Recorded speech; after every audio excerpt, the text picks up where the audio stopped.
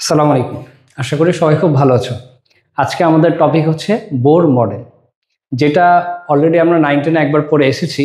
But এইটাকে অনেকে গুরুত্ব দিতে চায় না, যে এটা তো 9-10-এরই পড়া। কিন্তু এটার মধ্যে যে কি কেমিস্ট্রি আছে, তা যদি আমরা অনার্স লেভেলে যদি পড়ার সুযোগ হতো, যে কেমিস্ট্রির এটার বিশালতা কতখানি, তাহলে হয়তো কিছু বুঝতে পারতাম। বাট এখানে অনেক প্রশ্ন আসে স্যার, কখন আসে কখন আসছে না, কখন আসে কখন আসে না। বাট এটা আমরা স্পষ্ট বলতে পারি যে এখান থেকে প্রশ্ন আসার অনেক সম্ভাবনা। আসো আমরা আর কথা না বাড়ি, বোর মডেলটা এক ক্লাস আসলে শেষ করা যায় না। আমরা এটাকে ভালো মতো বোঝার জন্য 2-3টা ক্লাস আমাদের লাগতে পারে। তাহলে বোর মডেলের আসল একদম শুরুতে যদি আমরা যাই, এখানে দেখো একটা খুব ইম্পর্টেন্ট কথা, সেটা হলো যে এই যে ম্যাক্স প্ল্যাঙ্ক এবং আইনস্টাইনের সমন্বিত যে আলো সম্পর্কীয় বিকিরণ যে থিওরিটা, যাকে আমরা কোয়ান্টাম তত্ত্ব বলি, এইটার উপরে মূলত বোর মডেলটা প্রতিষ্ঠিত। রাদারফোর্ডের ছাত্র ছিলেন বোর।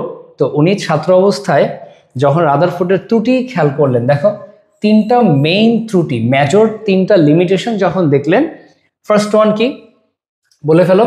ফার্স্ট ওয়ান ছিল ম্যাক্সওয়েলের তত্ত্ব ভিত্তিক ত্রুটি। ওই যে চার্জযুক্ত কণা যদি ত্বরান্বিত হয় কাউকে কেন্দ্র করে, আবর্তন করলেই এনার্জি কি বের হয়ে যাবে, তাহলে ইলেকট্রন শক্তি হারাতে হারাতে নিউক্লিয়াস পড়ে যাওয়ার কথা, বাট পড়ে না কেন, সেটার অ্যান্সার উনি দিতে পারেন নাই। দ্বিতীয়ত ইলেকট্রনের কক্ষপথের আকার ভিত্তিক ত্রুটি, কোনো সেলে আসলে সে থাকবে কিনা, কোনো একটা নির্দিষ্ট সেল আমরা পড়বো কিনা, বা কোন একটা সেলে আসলেই সে থাকবে কিনা, এই ব্যাপারে অনেক কিছু বলে নাই। হাইড্রোজেন পরমাণুর যে পারমাণবিক বর্ণালী, এটার ব্যাখ্যা ওনার সাথে মিলতেছে না। প্র্যাকটিক্যালি আমরা যে হাইড্রোজেন বর্ণালী পাচ্ছি তার সাথে কি হচ্ছে না, প্র্যাকটিক্যালি যে বর্ণালী পাচ্ছি তার সাথে তার ব্যাখ্যার কোনো মিল পাওয়া যাচ্ছে না। স্যার দেখেন, এই যে কিছু কথা আমরা বলে ফেললাম অলরেডি, এর মধ্যে কিন্তু প্রশ্ন আছে স্যার। কিভাবে? দেখো, ডিউতে আসছিল 2001 সেশনে আসছিল, বোর পরমাণু মডেলের ভিত্তি কি খেয়াল করো, বেসিকটা কি। রাদারফোর্ডের ছাত্র হয়ে নিলস বোর এমন কি পেলেন যেটা তার ওস্তাদ বা শিক্ষক পেলেন না? তার এটার অ্যান্সার কিন্তু প্ল্যাঙ্কের কোয়ান্টাম তত্ত্ব, যেটা তোমার শুরুতেই এইখানে লুকায়িত অ্যান্সারটা। সো এই প্রাথমিক কথার মধ্যে একটা কোশ্চেন চলে আসতেছে। ইভেন তুমি বোর মডেলে যদি যাও, তাহলে এই বোর মডেলের মধ্যে তুমি কোয়ান্টাম তত্ত্ব পুরোটার মধ্যেই পাবা, তুমি বুঝো আর না বুঝো। সে আসো আমরা বোর মডেলে যদি যাই, ধরো বিশাল বইয়ের লেখার সময় হারিয়ে গেলাম। ধরো তুমি জাস্ট কিছু সময় আমার সাথে থাকো, দেখো এর ভিতরে কি মজা আছে। যারা এক্সট্রা অর্ডিনারি তারা তো হয়তো জানো, আর যারা মনে করো এত ইনফরমেশন আগে পাও নাই, তারা আমার সাথে একটু থাকো, একটু ধৈর্য নিয়ে দেখো, ইনশাআল্লাহ তুমি অনেক নতুন কিছু জানতে পারবে। আচ্ছা, তাহলে দেখো যে প্রথমেই শক্তি স্তর সম্পর্কে উনি একটা ধারণা দিচ্ছে, নির্দিষ্ট অরবিট। এটা কোত্থেকে আসছে? এটা কোয়ান্টাম তত্ত্ব থেকে আসছে। কোয়ান্টাম শব্দের অর্থে প্যাকেট বা একটা নির্দিষ্ট পরিমাণ বোঝায়, নির্দিষ্ট কক্ষপথ, ওই ধারণা থেকে আসছে।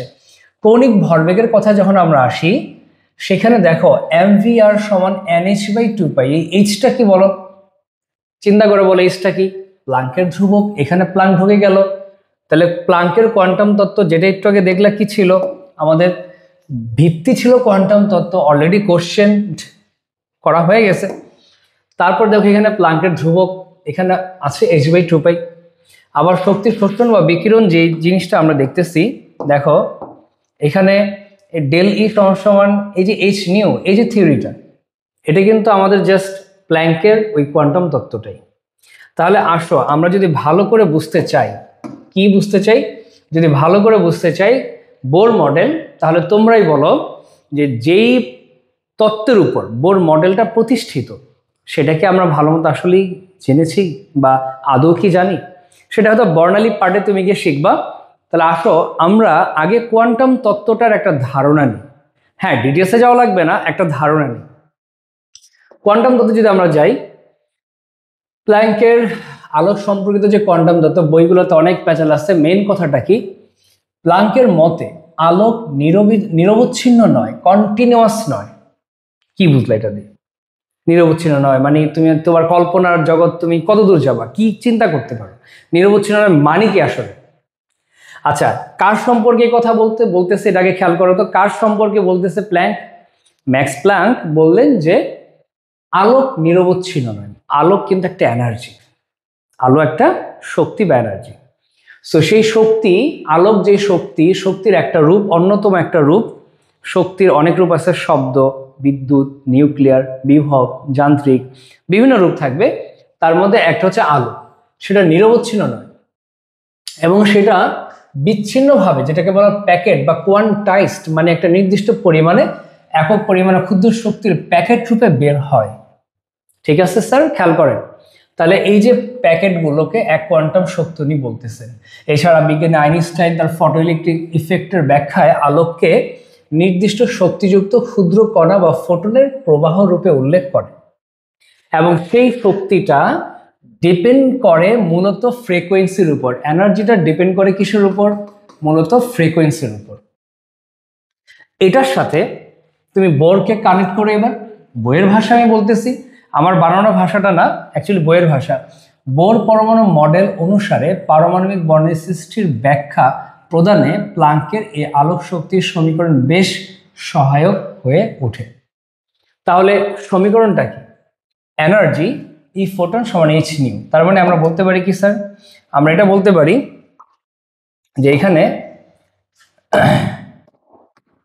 প্লাঙ্কের কথা হচ্ছে এনার্জি প্রপোর্শনাল টু লাইটের শক্তিটা, লাইটের শক্তিটা প্রপোর্শনাল কি? Frequency of that particle. যেই পার্টিকেল থেকে আলো সৃষ্টি হচ্ছে, আমরা জানি এনি চার্জ পার্টিকেল, ধরো ইলেকট্রন, সে একটা চার্জ পার্টিকেল, তার চার্জ কি স্যার? মাইনাস। তার চার্জ হচ্ছে কি? মাইনাস। একটা ইলেকট্রন দিলাম উইথ মাইনাস চার্জ। এই আচ্ছা, মাইনাসটা এভাবে আসছে, যাক সমস্যা নেই। দেখো, তাহলে এই ক্ষেত্রে এই যে মাইনাস চার্জের যেই ইলেকট্রনটা, এখন একটু ভাবো, এটাকে যদি আমি ভাইব্রেশন করি, সে যদি স্থির থাকে, তা থেকে বলরেখাগুলো এমনিতেই ধরো বের হচ্ছে, বলরেখা এমনিতেই তার চতুর্দিক থেকে বের হচ্ছে, ধরো এভাবেই বের হচ্ছে, যাকে আমরা তড়িৎ ক্ষেত্র বলতে পারি স্যার, তড়িৎ ক্ষেত্র বলতে পারি। তাহলে এই ক্ষেত্রে এই যে একটা তড়িৎ ক্ষেত্র এখানে কাজ করতেছে একটা ইলেকট্রনকে ঘিরে, যদি এই ইলেকট্রনটাকে তুমি কম্পন ঘটাও, মানে ত্বরণ ঘটাও, তাহলে সে কাঁপতে থাকবে এবং এই কাঁপাকাঁপির কারণে তার এই রেখাগুলোর মধ্যে কি তৈরি হবে? ওয়েভ প্রপার্টি চলে আসবে, ওয়েভ প্রপার্টি চলে আসবে। এইটার ব্যাপারে ডিটেলস আলোচনা আমার একটা ভিডিওতে দেখবা তোমরা, বর্ণালী স্পেকট্রাম নিয়ে একটা ডিটেলস আলোচনা আছে, ওখানে দেখবা, কারণ এটাতে গেলে বোর মডেলের আলোচনা হবে না। তো সেই হিসেবে যখনই চার্জযুক্ত কণা আমি কাঁপাবো, যেমন ধরো একটা উদাহরণ দিই, ছোট্ট একটা উদাহরণ দিয়ে বলে দিই। মনে করো এখানে একটা জাস্ট দরজা, এই দরজার মধ্যে একটা হুক লাগানো, এখানে একটা দড়ি ধরো তুমি নিছো, দড়ি তোমার হাতে জায়গায়, তুমি তোমার হাতকে যদি কাঁপাও, এখানে একটা ঢেউ তৈরি হবে। ঠিক, চার্জকে যদি কম্পন সৃষ্টি করো, তাহলে কি হবে? ওয়েভ তৈরি হবে। ওই ওয়েভটাই হচ্ছে কি স্যার? লাইট। ওটা হচ্ছে স্যার অ্যাকচুয়ালি লাইট এনার্জি। এই লাইট এনার্জি তড়িৎ ক্ষেত্র যখন কম্পন ঘটাবে, তড়িৎ ক্ষেত্র যখন কম্পন ঘটাবে, তার কম্পনের সাথে 90 ডিগ্রি অ্যাঙ্গেলে কি তৈরি হয়? 90 ডিগ্রি অ্যাঙ্গেলে তৈরি হয় কি? Magnetic field. তার কম্পন, তড়িৎ ক্ষেত্রটা কাঁপতেছে কিভাবে? তড়িৎ ক্ষেত্রটা কাঁপতেছে হচ্ছে ধরো উলম্বভাবে, এটা ইলেকট্রিক ফিল্ড, আর তার 90 ডিগ্রি অ্যাঙ্গেল হচ্ছে ম্যাগনেটিক ফিল্ড, উভয়ের মিথস্ক্রিয়া। তড়িৎ ক্ষেত্র এইভাবে কাঁপতেছে, আর আমার এখানে ম্যাগনেটিক ফিল্ড ধরো এইভাবে আনুভূমিকভাবে কাঁপতেছে। উভয়ের যেই ক্রস প্রোডাক্ট, সেটাই হচ্ছে কি? Light energy. তাহলে এই লাইট বা আলোর যে বিকিরণ শক্তিটা আগে ভাবতো যেটা কন্টিনিউয়াস, ক্লাসিক্যাল যেই ফিজিক্স বা থিওরি, সেটাকে বলা হতো কন্টিনিউয়াস। লাইক ধরো এরকম যে একটা ইলেকট্রন, এখানে ইলেকট্রন যখন কাঁপবে, প্রচন্ড বেগে কাঁপবে, তখন এটার সাথে কি তৈরি হচ্ছে? High frequency gamma. আস্তে আস্তে কম্পনটা থামতে থাকবে, কমতে থাকবে, তখন তার সাথে কি এক্সরে ধরো ইউভি ভিজিবল, সে যখন আরো স্লো হয়ে যাবে, তখন ধরো এখানে রেডিও। মানে একটাতেই ইলেকট্রনের এক কম্পনেই সারাক্ষণই আমাদের থেকে সব একসাথে বের হচ্ছে, গামা, এক্সরে, ইউভি, ভিজিবল, সব একসাথে, এটাকে ধারণা ছিল। ফলে একটা ইলেকট্রন যে কোনো শেল, বলতে শেল তো অনেক পরের চিন্তা, যে কোনো জায়গায় সে চলতে পারে, কাঁপতে পারে, যে কোনো পথই তার হতে পারে, যে কোনো এনার্জি সে অ্যাবজর্ব করতে পারে, তাহলে সব এনার্জি তার ভিতরে থাকবে। এটাকে আমরা বলতেছি কন্টিনিউয়াস। কন্টিনিউয়াস যেমন রংধনু, কন্টিনিউয়াস মানে একটানা সব, ধরো সব কালার, সব এনার্জি সব একসাথে, এটা ভাবতো। কিন্তু প্ল্যাঙ্ক দেখালেন যে না, ব্যাপারটা আসলে এরকম না, ব্যাপারটা আসলে এরকম না। তাহলে কেমন? উনি দেখলেন, সে আমি একটা উদাহরণ দিই, উদাহরণ দিয়ে বুঝাই যে এটা লোহার রড ছিল, ধরো লোহা, তাকে আমি 200 ডিগ্রি সেলসিয়াস করলাম, ধরো লোহাটা লাল হয়ে গেল, লাল একটা বর্ণালী আমরা দেখি। কেননা যখন প্রায় 200 ডিগ্রি সেলসিয়াস তুমি তাপমাত্রা করলা, ওই মুহূর্তে অণুগুলোর ভিতরে একটা কম্পন সৃষ্টি হয়। ওই কম্পনের কারণে সেজন্য আস্তে আস্তে কম্পনটা কমে, তখন এই শক্তিটা বের হয়ে যায় কি হিসেবে? লাল বর্ণালী হিসেবে। এবং যখন উনি তাপমাত্রা আরও বাড়ালেন, ধরো 200 ডিগ্রি সেলসিয়াস থেকে 400 ডিগ্রি সেলসিয়াস করলেন, তখন কিন্তু এই পার্টিকেলগুলোর ভাইব্রেশন আরও বেড়ে গেল। এটা ছিল ধরো এরকম, responsible for red colour. Temperature, if you increase temperature then vibration will be increased also, এটা আরও বাড়বে। এটা ছিল এরকম হালকা, এটা আরও বেশি। এবং তখন কিন্তু আর লাল কালারটা নাই, খেয়াল করো, এই তাপমাত্রায় লাল কালারটাই ছিল, তখন হলুদ ছিল না। যখন তুমি তাপমাত্রা বাড়াইলা 200 থেকে 400 ডিগ্রিতে গেলা, একটা নির্দিষ্ট সময় ফ্রিকোয়েন্সি বেড়ে গেল, তখন সেটা হলুদ কালার দিচ্ছে। ইয়েলো কালারের সাথে লাল কালারটা কিন্তু আর তুমি পাচ্ছ না। সো ডিসক্রিট এবং সেপারেটেড। যখন তুমি আরো তাপমাত্রা বাড়াইলা, তখন একটা নির্দিষ্ট ফ্রিকোয়েন্সি আরো তৈরি হলো। তার মানে দেখো, এখানে ফ্রিকোয়েন্সি ছিল একরকম, রেসপন্সিবল ফর রেড কালার। তারপরে তুমি ইনক্রিজ করলা, টেম্পারেচার একটু বাড়লো, এখন ইয়েলো কালার। আরো দ্রুত হচ্ছে, এখন হোয়াইট হয়ে যাচ্ছে। তার মানে ওই পার্টিকেলের ভিতরে যতগুলো পদার্থ আছে স্যার, যতগুলো পদার্থ আছে সব এক ফ্রিকোয়েন্সিতে কাঁপতেছে, একটা নির্দিষ্ট ফ্রিকোয়েন্সি। এমন না যে এখানেই লাল, নীল, সবুজ, হলুদ, কমলা সব একসাথে, এরকম কিন্তু না। আবার একটা নির্দিষ্ট সার্টেন টেম্পারেচার ইনক্রিজ কিন্তু হলো, তার ফ্রিকোয়েন্সি, কম্পন, ওই নির্দিষ্ট ফ্রিকোয়েন্সি শুধু একটা কালার, তখন কিন্তু লালও নাই, সবুজও নাই, অন্য কোনো কালারও নেই। আবার যখন তাকে টেম্পারেচার আরও বাড়ালো, তখন কম্পন আরও বাড়লো, শক্তি আরও বাড়লো, তখন আরেকটা কালার সে দিচ্ছে। মেটারের এই জিনিসটা দেখে, বর্ণালীকে দেখে উনি ভাবলেন যে সবগুলা কালার তো একসাথেও আসতে পারতো, কিন্তু আলাদা আলাদা কালার থেকে এটা বোঝাচ্ছে যে এই বর্ণালী ডিসক্রিট মানে সেপারেটেড, এবং কোয়ান্টাইজ মানে কি প্যাকেট। কোয়ান্টাম শব্দটা মানে সিঙ্গুলার, মানে একটা প্যাকেট বোঝায় ইংলিশে, গুচ্ছ বোঝায়, একটা পরিমাণ বোঝায় নির্দিষ্ট, ওটাই কোয়ান্টাম বলা হয় তার ভাষায়। তাহলে এই যে ব্যাপারটা ওনার চোখে পড়লো, এভাবে উনি বললেন যে এনার্জিটা, আমাদের এখানে যে এনার্জি স্যার, এনার্জিটা হচ্ছে জাস্ট দেখো, কম্পন বেড়ে যাচ্ছে, কালার চেঞ্জ হয়ে যাচ্ছে, শক্তি বেড়ে যাচ্ছে। যত বেশি কম্পন হবে, ভাইব্রেশন হবে, তত বেশি এনার্জি হবে। এবং এটা ডিসক্রিট অ্যামাউন্ট, একটা নির্দিষ্ট পরিমাণ, সেটাকে উনি সমান দিয়ে কি লিখলেন? একটা ধ্রুবক দিয়ে, একটা এনার্জির টুকরা। আইনস্টাইনের মধ্যে একটা ফোটন হয়ে গেল, ম্যাক্স প্ল্যাঙ্কের মধ্যে একটা 1 কোয়ান্টাম হয়ে গেল, 1 মোল যদি হয় 1 আইনস্টাইন হয়ে যাবে, এভাবে। তাহলে এইভাবে এটা হলো ডিসক্রিট একটা অ্যামাউন্ট, প্যাকেট শক্তি হিসেবে উনি নিলেন কাকে? এনার্জিকে, আলোর শক্তিটাকে। কে নিলেন? Max Planck. এটাকে কোয়ান্টাম থিওরি বলা হয়। মানে ডিসক্রিট মানে লাগাতার এরকম না। যদি এটা গামা হয় তো গামা, এক্সরে তো এক্সরে, ইউভি তো ইউভি, আলাদা আলাদা প্যাকেট হিসেবে বের হচ্ছে। এরকম না যে একসাথে লাগাতার, এরকম না। মনে করো আমি যদি বলি পানির পাইপ দিয়ে বুঝাই, যদি দুইজন যুদ্ধ করতেছে, একজন পানির পাইপ নিয়ে পানি মারতেছে কন্টিনিউয়াস, কোনো গ্যাপ মাঝখানে নেই, আর একজন ইটের টুকরা মারতেছে, কেউ বড় দানা, হয়তো কেউ ছোট দানা, কেউ একসাথে 3টা মারতেছে, মানে কণা হিসেবে যাচ্ছে। কি হিসেবে? কণা হিসেবে যাচ্ছে। এরপর এই কণা, এরপরে এই কণা, এরপরে এই কণা, কণা হিসেবে যাচ্ছে। ডিসক্রিট অ্যামাউন্ট মানে মানে একটা নির্দিষ্ট পরিমাণ আলাদা আলাদা কণা হয়ে যাচ্ছে, বাট পানির মধ্যে কোনো গ্যাপ নেই। আগে ভাবতো এটা এনার্জিটা কন্টিনিউয়াস, কিন্তু উনি বললেন যে না, যার যার ফ্রিকোয়েন্সিতে তার একটা সত্তা থাকবে, একটা নির্দিষ্ট পরিমাণে, নির্দিষ্ট কম্পনে তার একটা আলাদা সত্তা থাকবে, অস্তিত্ব থাকবে। ওইটা একটা কণার মতো আচরণ, যে এটার সাথে এটার কোনো মিল নেই, আগেটার সাথে পরেরটার কোনো মিল নেই। যখন আমরা এই টেম্পারেচার আসলো, তখন এখানে যে কম্পনটা ছিল সেটার সাথে এটার কোনো মিল নেই, হলুদ এখানে অনুপস্থিত, আবার এখানে হোয়াইট অনুপস্থিত, মানে আলাদা আলাদা। ঠিক এভাবে বোর মডেল যে ঢুকলেন, নিলস বোর, উনি কোয়ান্টাম তত্ত্ব থেকে এই জিনিসটা মাথায় নিলেন যেহেতু অ্যাটমে অলরেডি নিলস বোরের যে বোর পরমাণু মডেল তার অনেক আগেই 1885তেই কিন্তু বামার সিরিজ হাইড্রোজেন বর্ণালী আবিষ্কার হয়ে গেছে। তার 1903 বা 6 সামথিং হবে already Lyman, passion Bohr model হওয়ার আগেই হাইড্রোজেন পরমাণুর যে বর্ণালী ভিজিবল কালার পাওয়া, হ্যাঁ কি কালার পাওয়া, ভিজিবল কালার পাওয়াটা, এটা সবার আগে 1885 খ্রিস্টাব্দে বেবি আসছে। বই তথ্য চেক করে নিও। ইউভি আসছে এরপরে, প্যাশন আসছে এরপরে, মানে বোর মডেলের আগেই অলরেডি হাইড্রোজেন বর্ণালী বের হয়ে গেছে।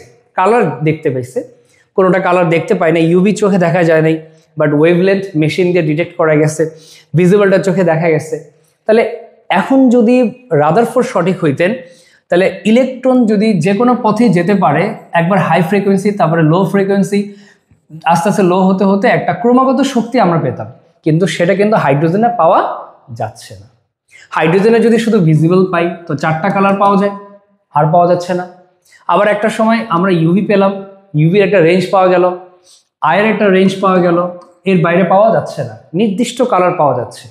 আবার আদার্স এলিমেন্টের ক্ষেত্রে সোডিয়াম, সোনালী হলুদ, পটাশিয়াম, বেগুনি কালার, একটা নির্দিষ্ট কালার পাওয়া যাচ্ছে। হ্যাঁ, তাহলে সোডিয়ামের ক্ষেত্রে কালার ধর আমরা পাচ্ছি সোনালী হলুদ, আবার পটাশিয়ামের ক্ষেত্রে বেগুনি কালার পাচ্ছি, কপারের ক্ষেত্রে গ্রিন কালার। এই যে একটা নির্দিষ্ট কালার পাওয়া, অন্য অন্য কালার অনুপস্থিত থেকে একটা নির্দিষ্ট কালার এক একটা অ্যাটম দিচ্ছে, তাহলে এইটার সাথে রাদারফোর্ডের কথাটা মিলে না। কেননা ইলেকট্রনের যদি কোনো শেলই না থাকে, সে যদি স্বাধীনই হয়, একবার এইভাবে কাঁপবে, আরেকবার এইভাবে কাঁপবে, আরেকবার আস্তে আস্তে আস্তে প্রথমে উপরে শেলে ধরো অনেক জোরে কাঁপবে, তারপর আস্তে আস্তে এমন হবে, এমন হইতে হইতে হইতে হইতে হইতে আস্তে আস্তে পড়ে গেলে তার মানে সে সব ধরনের এনার্জি ছাড়ার কথা ছিল, কিন্তু সেটা আমরা পরমাণুতে পাচ্ছি না।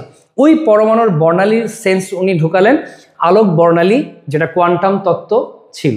আলো নিয়ে চিন্তা, আলো নিয়ে ভাবনা, যে আলোর সৃষ্টি হওয়াটা একটা নির্দিষ্ট কম্পাঙ্কে হয়, কম্পাঙ্ক বেড়ে যাচ্ছে, আলোর ধরনটাও চেঞ্জ হয়ে যাচ্ছে, আলোর প্রকৃতিটাও চেঞ্জ হয়ে যাচ্ছে।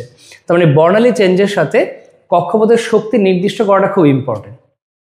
এই ক্ষেত্রে অ্যাটমের যে বর্ণালীটা উনি ওটার সাথে কানেক্ট করে দিলেন, যেহেতু রাদারফোর্ডের কথার সাথে মিলল না, মিলতেছে কার সাথে, কোয়ান্টাম তত্ত্বের সাথে, যে একটা নির্দিষ্ট ফ্রিকোয়েন্সিতে নির্দিষ্ট একটা কালার দিচ্ছে। একটা নির্দিষ্ট ফ্রিকোয়েন্সি মানে কি, সে এটা একটা নির্দিষ্ট টেম্পারেচার, নির্দিষ্ট ফ্রিকোয়েন্সি, তো এই ফ্রিকোয়েন্সিতে এখানে একটা কালার নির্দিষ্ট বোঝাচ্ছে, আবার এখানে আরেকটু ফ্রিকোয়েন্সি কম ধরে এখানে আরেকটা কালার বোঝাচ্ছে। তার মানে এক এক ফ্রিকোয়েন্সি এক একটা কালার নির্দেশ করে, ওই সময় অন্য কেউ থাকে না। এটা কি নির্দিষ্টকরণ বা কোয়ান্টাইজেশন। তাহলে ধরো এইটা যখন নাকি রিডবার্গ সমীকরণ আসলো, তখন দেখা যায় যে ভিজিবল রেঞ্জটা পাওয়া যায় দ্বিতীয় শেলেই নির্দিষ্ট। দ্বিতীয় শেলের যে শক্তিটা, যেমন ধরো একটা ইলেকট্রন হাইড্রোজেনের কথাই যদি ভাবি, যে সে প্রথম শেলে আছে, ধরো এটা নিউক্লিয়াস একটাই প্রোটন, এটা আমার প্রথম ইলেকট্রনটা প্রথম শেলে, আমি তাকে প্রচুর এনার্জি দিই, তাকে প্রথম শেল থেকে যদি উঠাইতে চাই, ধরো এখান থেকে উঠাইতে গেলে তার যে প্রচুর আকর্ষণ, এই আকর্ষণটা ভাঙতে হবে। যে কোনো শক্তি দিলে সে উপরে যাবে না, ভিজিবল দাও সে যাবে না, আয়ের দাও সে যাবে না। ঠিক যখন তুমি ইউভি দিছো, কি দিছো, ইউভি দিছো, তখনই কেবল সে এক্সাইটেড হয়েছে, এর আগে এক্সাইটেড হয়নি। তার মানে প্রথম শেলের সাথে কোন শক্তি জড়িত, ইউভি, একটু হায়ার এনার্জি, বিকজ এটা কি কাছাকাছি, আকর্ষণটা কি অনেক বেশি। তাহলে সে উত্তেজিত হলে যে কোনো শেলে যাক, 1 থেকে 2 যাক, 3 যাক, 4 যাক, 5 যাক, যে পরিমাণ শক্তি দিবা ওই পরিমাণই তো যাবে, বাট অ্যাটলিস্ট তোমাকে কি দিতে হবে, ইউভি, প্রথম শেলের সাথে ইউভি জড়িত। সে যদি আবার ওই শক্তি নিয়ে আবার পরেও প্রথম শেলে যেটা নিয়েছিল সেটাই ছাড়বে, মানে ইউভি ছাড়বে। এটা লাইভে দেখাইছিল। বামার তার আগে কি দেখাইছে, যে হাইড্রোজেন বর্ণালী একটা ভিডিওতে দেখে নিও তোমরা, কি দেখাইছে, যখন ইলেকট্রনটা প্রথম শেল থেকে উপরে চলে গেল, কিন্তু পড়ার সময় প্রথম শেলে পড়লো না, কোথায় পড়লো, দ্বিতীয় শেলে পড়লো। অর্থাৎ এমন যদি হয় দ্বিতীয় শেলে আসে কিভাবে, ধরো আমি যে টিউবটা, কাচের টিউবটা যে আমি নেই, সেই কাচের টিউবের ভিতরে হাইড্রোজেন অ্যাটম থাকে, হাই ভোল্টেজের এনার্জি সারাক্ষণ চলতে থাকে, তো ইলেকট্রনটা যে কোনো সময় এক্সাইটেড থাকবে, যে কোনো একটা সময়। তো এক্সাইটেড থাকলে সে তো প্রথম শেলে থাকবে না, এটাই স্বাভাবিক, দ্বিতীয় শেলে থাকতে পারে, তৃতীয় শেলেও থাকতে পারে। তো তখন যদি দ্বিতীয় শেলের মধ্যে সে থাকে এক্সাইটেড অবস্থা, মানে স্বাভাবিক অবস্থা, সে প্রথম শেলে থাকবে। বাট অ্যানোড আর ক্যাথোডের মাঝে যখন আমার হাইড্রোজেন অ্যাটমটা থাকবে একটা গ্লাস টিউবে, ক্ষরণ নলে, ডিসচার্জ টিউবে, তখন ইলেকট্রনটা শক্তির কারণে, হাই ভোল্টেজ অ্যাপ্লাই হওয়ার কারণে, উত্তেজিত হওয়ার কারণে প্রথম শেলে না থেকে কোথায় থাকতে পারে, দ্বিতীয় শেলেও থাকতে পারে, এনার্জির কারণে। আচ্ছা, তাহলে তুমি যদি এখানে যে আকর্ষণটা নিউক্লিয়াসের হচ্ছে এখানে, এটাকে যদি উত্তেজিত করতে যাও, তাহলে তোমাকে অ্যাটলিস্ট কোন শক্তি দিতে হবে, ভিজিবল এনার্জি দিতে হবে। তার মানে প্রথম শেলের সাথে ইউভি জড়িত, দ্বিতীয় শেলের সাথে তার কি জড়িত, দ্বিতীয় শেলের সাথে ভিজিবল জড়িত। এইভাবে যদি তৃতীয় শেল হয়, আর এবার তুমি যদি একে উত্তেজিত করে আবার দ্বিতীয় শেলে আনো, সে ভিজিবলই ছাড়বে। তো এইভাবে উনি দেখলেন যে প্রথম শেলের সাথে শক্তি জড়িত ইউভি, দ্বিতীয় শেলের সাথে ভিজিবল, তৃতীয় শেলের সাথে আইআর। তার মানে একটু ভাবো, আবার একটু ভাবো কিভাবে, যখন এইখানে ছিল টেম্পারেচার বেশি, ফ্রিকোয়েন্সি বেশি, একটা নির্দিষ্ট কালার, এখানে ফ্রিকোয়েন্সি কম, সো কালারও কি সেপারেটেড, ভিন্ন।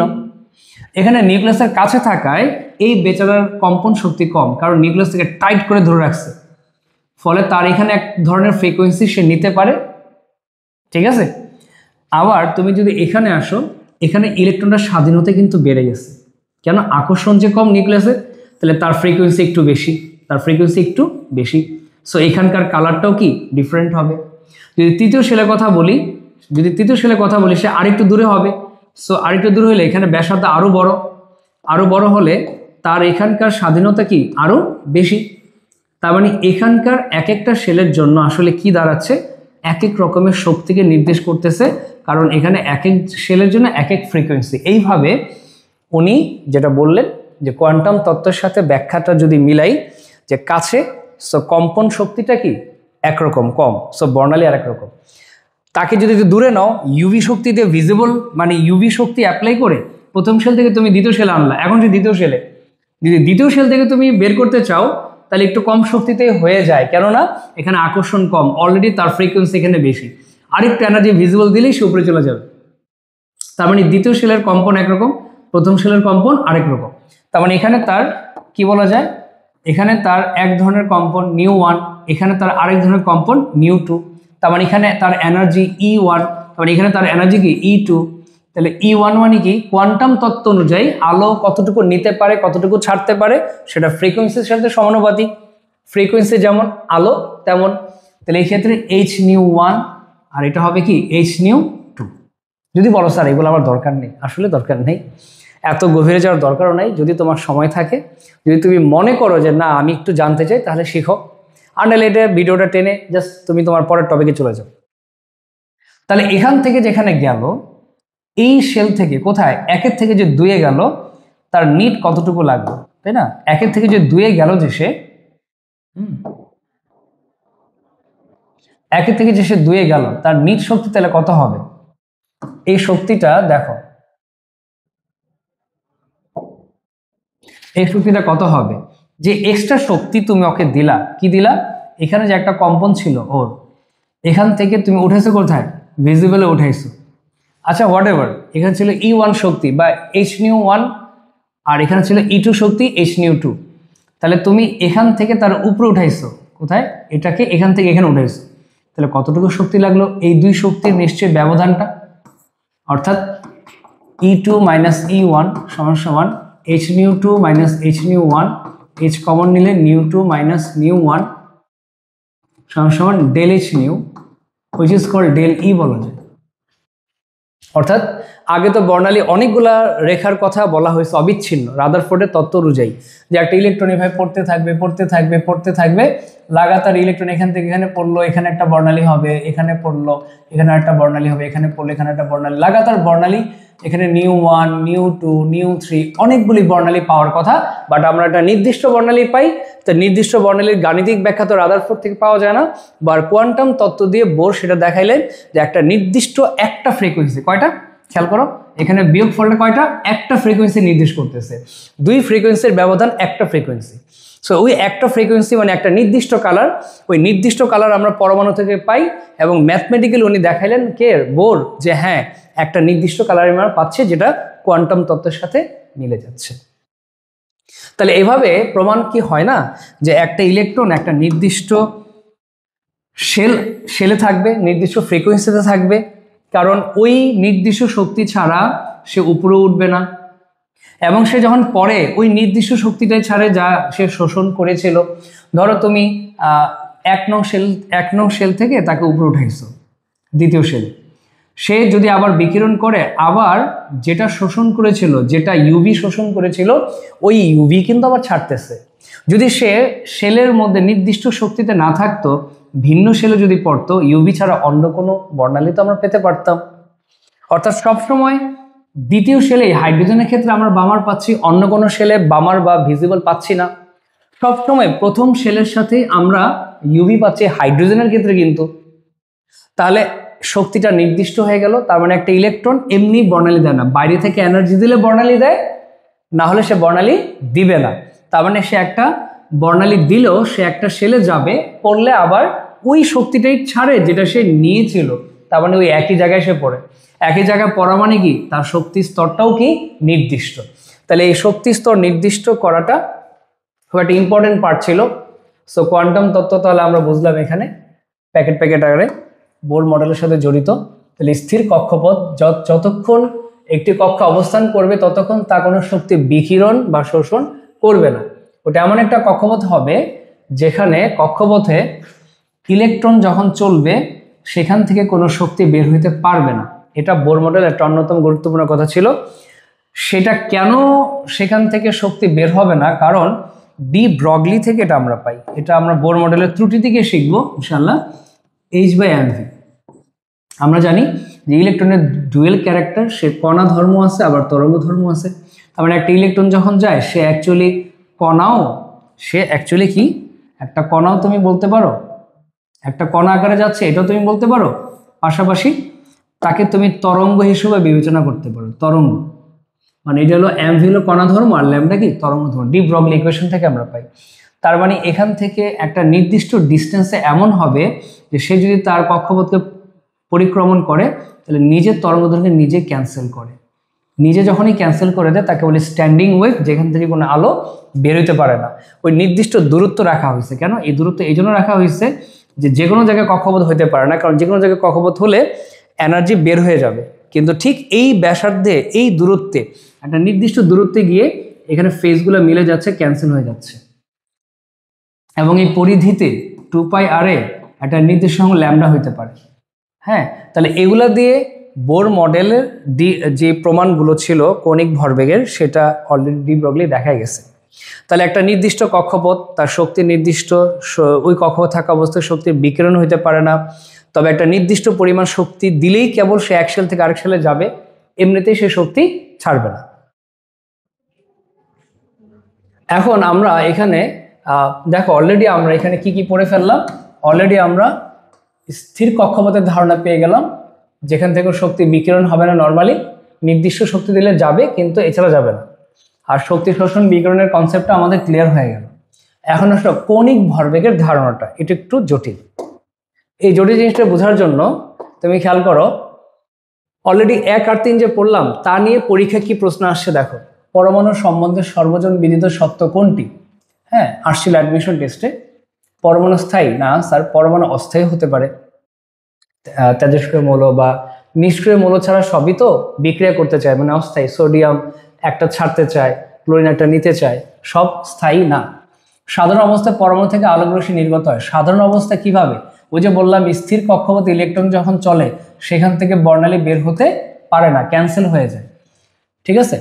বিশেষ অবস্থায়, বিশেষ মানে কি, যদি এক্সট্রা একটা এনার্জি দাও যেটা তার পরের কক্ষপথের সাথে ম্যাচ করে, নির্দিষ্ট ফ্রিকোয়েন্সির হয়, তখনই ওটা বিশেষ অবস্থা বলা হচ্ছে। আলোক রশ্মি নির্গত হলে তার নির্দিষ্ট কম্পাঙ্কের হয়, যেটা কোয়ান্টাম তত্ত্ব।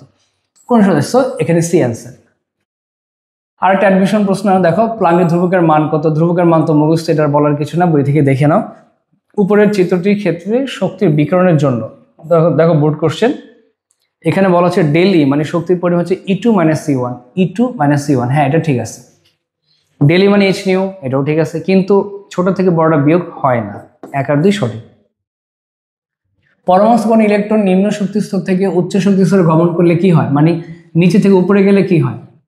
শক্তি শোষণ হয়। ঠিক আছে। পরমাণু স্থিতি বৃদ্ধি পায় না স্যার, পরমাণু অস্থিতিশীল হয়।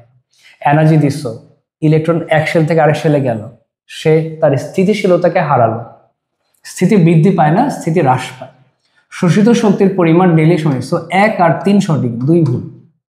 পরমাণুস্থ কোনো ইলেকট্রন উচ্চ শক্তি স্তর থেকে নিম্ন শক্তি স্তরে গমন করলে, নিচে পড়লে পরমাণুটি আলোক শক্তি বিকিরণ করবে, দ্যাটস ফাইন। 3 নম্বর যে তত্ত্বটা সেটা। ডেইলি মানে ইস নিউ, এটাও ঠিক আছে। পরমাণু স্থিতি হ্রাস পাবে না, যখন উপর থেকে নিচে পড়ে স্থিতি বৃদ্ধি পাবে। যত নিচে যাবে সে তত স্থিতিশীল হবে, শক্তি কম, আরামে থাকবে এই জন্য। কিন্তু উপরে গেলে শক্তি বেশি লাগে, তুমি 2 তলায় আসছো, আরামে আসো, বলো 5 তলায় ওঠো, তোমার খারাপ লাগবে, স্থিতি কমবে। তুমি নিচে আসো, আরামে আসো। সো আরামে থাকা মানে শক্তি কম, নিচে থাকা মানে আরাম। সো শক্তি বেশি লাগতেছে না, ওটা স্থিতিশীলতা বেশি। তো নিচে গেলে স্থিতি হ্রাস পায় না, স্থিতি বৃদ্ধি পায়। সো 1 আর 2 সঠিক, ঠিক আছে। আচ্ছা, কৌণিক ভরবেগ। কৌণিক ভরবেগ mvr সমান nh/2π বলা হলো। h/2π একটা ধ্রুবক আসলো। কিভাবে আসলো, কোথেকে আসলো? এই ব্যাখ্যা রাদারফোর্ড বোর নিজেও দেন নাই, ডি ব্রগলি থেকে পরে এটা প্রমাণ হয়। এখানে বই কিছু ব্যাখ্যা আছে। কৌণিক ভরবেগ এটা ভেক্টর রাশি, সরলরৈখিক ভরবেগ একটা স্কেলার রাশি। এগুলো ফিজিক্সের টপিক, যেহেতু এটা নিয়ে আমার এত মাথা ঘামানোর দরকার নেই। বৃত্তাকার পথে যখন একটা ইলেকট্রন যখন দৌড়ায়, ধরো একটা ইলেকট্রন যখন দৌড়াচ্ছে, তখন এই ইলেকট্রনটা ধরো তার কেন্দ্রে একটা সে টান অবশ্যই অনুভব করতেছে, তাই না? কেন্দ্রে তার একটা টান অবশ্যই অনুভব করতেছে। এখন ইলেকট্রনটাকে যে টানতেছে, কে টানে? নিউক্লিয়াস টানে, কেন্দ্রমুখী বল। কিন্তু ইলেকট্রনটা চলে যেতে চায় কোথায়? সে চলে যায় কেন্দ্র বিমুখী বলে বাইরে চলে যেতে চায়। সে গতিশীল, সে চলে যেতে চাচ্ছিল, নিউক্লিয়াস থেকে আটকে ফেলছে। তাহলে এই ফোর্সটা ক্রস করবে, ক্রস গুণন যেটা হবে, তখন এটার উভয় ক্রস গুণের লব্ধি হবে কোথায়? আপওয়ার্ড, ডানা দিকে, এইভাবে উপরের দিকে হবে। তাহলে এখানে কি হচ্ছে? এটা একটা ভেক্টর রাশি, কিন্তু সরলরৈখিক ভরবেগ, ভর ইন্টু বেগ, জাস্ট সিম্পলি তুমি চিন্তা করো, ভর ইন্টু বেগ mv, এটা যে কোনো দিকে হতে পারে। সরলরৈখিক মানে কি? এদিক বলো, ওদিক বলো, যে কোনো দিক হতে পারে। যে কোনো দিক যদি হয় সেটা স্কেলার রাশি। তাহলে এখানে বলা হচ্ছে ফিজিক্সের কিছু টার্ম, যেটা ভরবেগ, একটা বস্তুর এই ইলেকট্রনের ভর ধরো m, তার রৈখিক বেগ ধরো v, তাহলে স্বাভাবিকভাবে ভরবেগ mv। কিন্তু ব্যাসার্ধ যদি r হয়, তাহলে এটা অ্যাকচুয়ালি এখানে এটা অ্যাকচুয়ালি আর কোথায় যাচ্ছে না, এটা অ্যাকচুয়ালি আর ইলেকট্রনটার এদিকে যাচ্ছে না। ভর হচ্ছে m, বেগ হচ্ছে v, বাট এটা এদিকে যাচ্ছে না, এটা বৃত্তাকার পথে ঘুরতেছে। তো এখান থেকে ধরো এইখানে আসলো, যদি এখানে আসে, সেখানে একটা অ্যাঙ্গেল তৈরি করলো। এই যে একটা অ্যাঙ্গেল এখানে ছিল আগে, এখান থেকে এখানে আসলো, এই যে কোণ তৈরি করলো থিটা। তাহলে এখানে তার ভর m, এখানেও তার ভর m। এখন স্পর্শক বরাবর আবার এদিকে কাজ করতেছে, রৈখিক বেগটা v। তাহলে এই যে কোণ তৈরি করে যে যাওয়া, এটাকে আমরা বলতেছি কৌণিক ভরবেগ, কৌণিক দূরত্ব। অ্যাকচুয়ালি কৌণিক ভরবেগ তাহলে কি? mvr, আর রৈখিক ভরবেগ mv। এটা কিভাবে আসছে তার ব্যাখ্যা এখানে দেওয়া।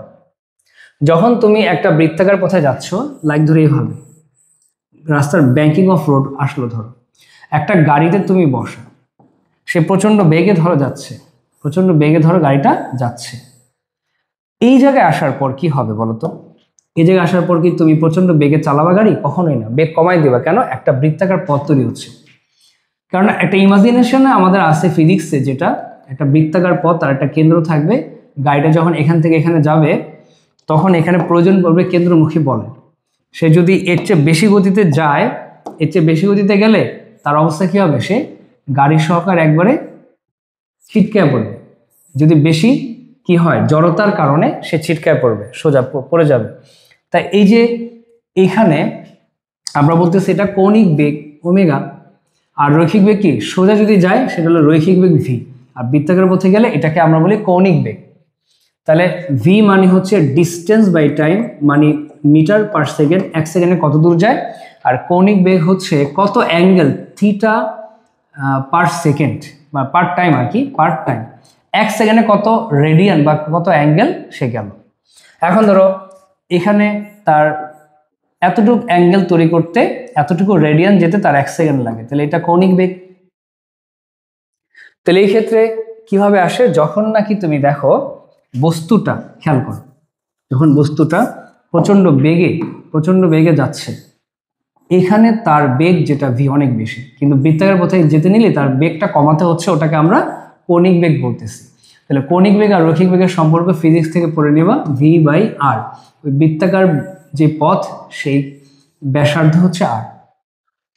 আবার যখন তুমি বৃত্তাকার পথে যাবা তখন কিন্তু তোমার ভর অনেক বেশি হয়ে যায়, কারণ তুমি জড়তার কারণে ওদিকে চলে যেতে চাচ্ছ, তোমাকে টেনে আনতেছে এদিকে, তখন ওটাকে বলে ইনার্শিয়া। ইনার্শিয়া কি হচ্ছে, এম ইন্টু আর স্কোয়ার। তাহলে এবার আমরা এখানে একটু হিসাব নিকাশ করি। দেখো এখানে আমরা একটু হিসাব নিকাশ করি, সেটা হচ্ছে আই হচ্ছে জড়তা, ইনার্শিয়া, কৌণিক বেগ, এটা বৃত্তাকার পথের জন্য। তাহলে আই এখানে কি, আই এখানে হচ্ছে এম ইন্টু আর স্কোয়ার, অনেক বেড়ে যাবে তার ভর, ওমেগাকে এখানে ভি বাই আর, কাটাকাটি করলে কি থাকে, এম ভি আর, এটাকে আমরা কৌণিক ভরবেগ বলতেছি। আর এটা উনি বলতেছেন প্রতিটা সেলের জন্য নির্দিষ্ট এইচ বাই 2 পাই, এই ধ্রুবকটা, এটা পূর্ণ সংখ্যার সরলগুণিতক, প্রথম সেলে 1, দ্বিতীয় সেলে এটা 2, তৃতীয় সেলে এটা 3, এবার এটা ফিক্স থাকবে। এই কৌণিক ভরবেগটা খুব ইম্পর্টেন্ট। এখান থেকে দেখো আমাদের বেশ কিছু পড়াশোনা তো আছেই, অলরেডি কোশ্চেনও আছে। দেখো পরবর্তীতে কক্ষপথের একটি ইলেকট্রনের জন্য কৌণিক ভরবেগের মান নির্ণয়ের সমীকরণ কোনটি? এত ইজি, এম ভি আর সমান কি, তৃতীয় কক্ষপথ বসে, তাহলে এন এর মান 3, এম ভি সমান 3h বাই 2 পাই। বোরনের শেষ ইলেকট্রনের কৌণিক ভরবেগ কত? ঢাকা বোর্ডেও আসছিল, ময়মনসিংহ বোর্ডেও আসছিল। কোথায় বসে? বোরন। আচ্ছা বলো তো বোরনের ক্ষেত্রে কি হয়? বোরন হচ্ছে কি 1s2 2s2 2p কি 1, যেহেতু 5 শেষ ইলেকট্রন এটা, তার জন্য n এর মান কত? n এর মান হচ্ছে 2। তাহলে এখানে যদি 2 বসাও, কোথায়, এম ভি আর সমান সমান যদি তুমি 2 বসাও, 2h বাই 2 পাই, 2 কাটা গেলে কি থাকে, h বাই পাই। সো আমাদের সঠিক উত্তর কোনটা এখানে? h by pi. আচ্ছা তাহলে এগুলো আমরা এমনি পারবো, ইজিলি পারবো, কোনো সমস্যা না। স্বাভাবিক অবস্থায় হাইড্রোজেন পরমাণুর আবর্তনশীল ইলেকট্রনের কৌণিক ভরবেগ কত? হাইড্রোজেন, তাই না, ইজি। খেয়াল করেন হাইড্রোজেনের জন্য n এর মান কত? 1। তাহলে এম ভি আর সমান NH বাই 2 পাই। কি বলছে? স্বাভাবিক অবস্থায় হাইড্রোজেন পরমাণুর আবর্তনশীল কৌণিক ভরবেগ কত? কৌণিক ভরবেগ মানে এম ভি আর কত? এটার মান হচ্ছে 1। প্ল্যাঙ্কের ধ্রুবক কত? 6.626 into 10⁻⁻34 joule into second, 2 into 3.14, যা আসবে ক্যালকুলেশন তাই। এখান থেকে মেবি ক হতে পারে, মেবি ক্যালকুলেশন যা বলবে তাই, ঠিক আছে। তবে যে হাইড্রোজেন পরমাণু, খেয়াল করো, হাইড্রোজেন পরমাণুর চতুর্থ কক্ষপথের ব্যাসার্ধ এত দাও, আর মান দাও, ওই কক্ষে ইলেকট্রনটির গতিবেগ কত? গতিবেগ যেহেতু চেয়েছে এটা ভি চাওয়া হয়েছে, তাহলে আমাদের সমীকরণটা কি দাঁড়ায়? এম ভি আর সমান এন এইচ বাই 2 পাই। চতুর্থ কক্ষপথ বস্তু, n এর মান 4, ব্যাসার্ধ আর মান দেওয়া ক্লিয়ারলি, ভর m দেওয়া, m দেওয়া কেজিতে, মিটার পার সেকেন্ড আসবে। সো ইজি, n এর মান 4h 6.626 আমরা জানি, বসালে অ্যান্সার চলে আসবে। হাইড্রোজেন পরমাণুর চতুর্থ কক্ষপথের ব্যাসার্ধ আর দেওয়া, n দেওয়া, ঠিক আছে। এর গতিবেগ v কত হবে? ওই একই নিয়ম সব, আশা করি এগুলো পারবা। ক্যালকুলেশন তোমাদের রাখলাম, তোমরা যারা ভিডিও দেখতেছো তারা কাইন্ডলি কমেন্টে আমাকে অ্যান্সারগুলো একটু বইলো যে কত আসছে, জানাই দিও। দেখো আরো কিছু প্রশ্ন এখানে আছে, সৃজনশীল আসছিল। এ মৌলের সর্বশেষ শক্তি স্তরের একটি ইলেকট্রনের কৌণিক বেগ নির্ণয় করো। খেয়াল করো সিলেট বোর্ড 2016-তে আসছে। এ মৌল কয়টা শেল? 1 2 3 4টা শেল। তাহলে এখানে আমাদের n এর মান কত? n এর মান 4। সর্বশেষ শক্তি স্তর বলছে একটি ইলেকট্রন বলছে, 7টা ইলেকট্রন মানে হ্যালোজেনকে বোঝাচ্ছে, সবগুলার না, একটা ইলেকট্রনের কথা বলছে। কৌণিক ভরবেগ বলে নাই, কি বলছে? কৌণিক বেগ। খেয়াল করছে কথাটা, কৌণিক বেগ। তাহলে আমরা জানি কৌণিক বেগ মানে এটা, আবার এটাও nh/2 পাই। কৌণিক বেগ মানে ওমেগা, তাহলে ওমেগা মানে কি nh/2 ইন্টু ইনার্শিয়া। n কত 4, 6.626 ইন্টু 10⁻⁻34, ঠিক আছে, 2 ইন্টু 3.14, ইনার্শিয়া মানে কি mr²। তাহলে এখানে mr² যদি হয় 4 into dot dot 2 into dot dot m কত, এখানে ভর 9.11 ইন্টু 10⁻31 কেজি। দেন ব্যাসার্ধ কি, ব্যাসার্ধ আর চতুর্থ শেল। তাহলে ব্যাসার্ধ নির্ণয় সূত্র আমরা বোর মডেলের পরের ইতে যাব, তবুও আমরা একটা শিখে রাখি যে এটা হবে হাইড্রোজেনের ব্যাসার্ধ ইন্টু n²/z। হাইড্রোজেন ব্যাসার্ধ মানে কি 0.53 ইন্টু 10⁻10 মিটার, কত নম্বর শেল, চতুর্থ শেল। প্রোটন সংখ্যা এ মৌলের যেটা, যেহেতু এটা কয়টা শেল 1 2 3 4, 4টা শেল, 7টা ইলেকট্রন। ব্রোমিনের প্রোটন সংখ্যা এখানে দিবা, আর এটা চতুর্থ শেল 4², এটা আর, মানে আর এর মানটা এখানে বসাই দিলে আমাদের অ্যান্সার চলে আসবে। কৌণিক বেগ কিন্তু আসবে কোন এককে, রেডিয়ান পার সেকেন্ড। খেয়াল রাখবা কিসে আসবে, রেডিয়ান পার সেকেন্ডে আসবে। এটা ইজি।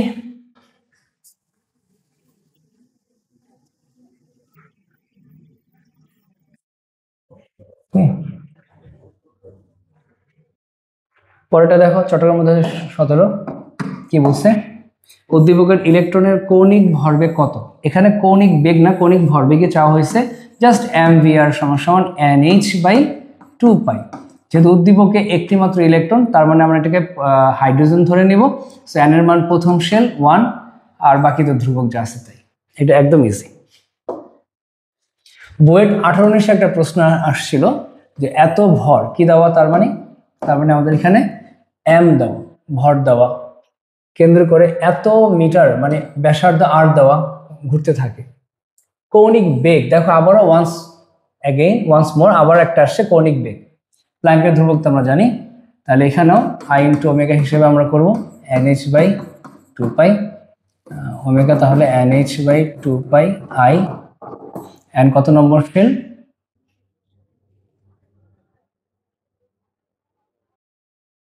একটি ইলেকট্রন না, এত ভরষ্ট একটি ইলেকট্রন যদি নিউক্লিয়াসকে কেন্দ্র করে এত ব্যাসার্ধের কক্ষপথে ঘুরতে থাকে, তার মানে এখানে np1 প্রথম শেল 6.626 10⁻34।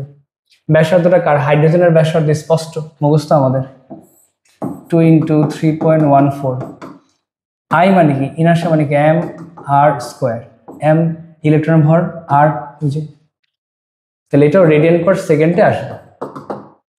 ঠিক আছে, তাহলে আশা করি আমরা বোর মডেলটা আগে ভালো মতো বুঝলাম।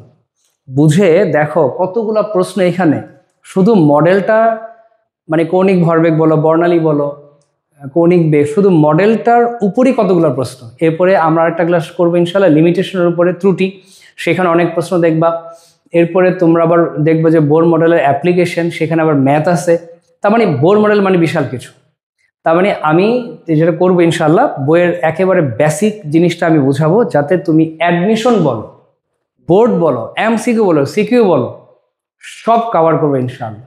সো তোমরা আমার সাথে থাকো এবং আস্থা রাখো, সবচেয়ে ভালো প্রিপারেশন তোমার হবে আশা করি ইনশাল্লাহ। নেক্সট ক্লাসে আমরা প্রিপারেশন নিচ্ছি, আশা করি সেটা খুব দ্রুতই দেবো। সেটা হলো লিমিটেশন অফ বোর মডেল। ঠিক আছে, আজকে এ পর্যন্ত।